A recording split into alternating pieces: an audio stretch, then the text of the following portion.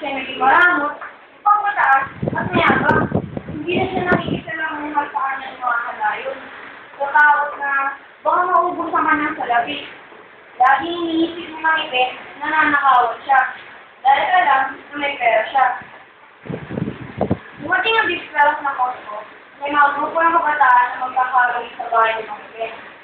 Ibigay sa simbahan, makikitain ng mga kabataan.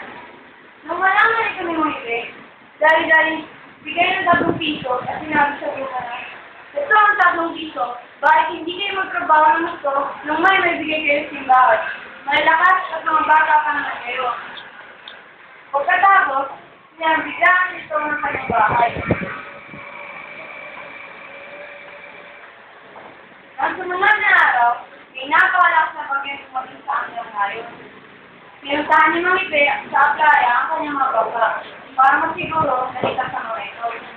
Sa sobrang lakas ng alon, nawala ng panibang si Mang Ipe. Pumuntik na siyang malunod. Mabuti na lang, niligtas siya ng kanyang mga ngayon. Biglang nagising sa totohanan si Mang Ipe. Napayasa at naisip na hindi siya mabubuhay tumigil dahil sa kanyang mga dating kaibigan at kapitbahay. Umalis siya sa dating gawgalian, naging masaya muli ang samahan ng mga tao sa nayon.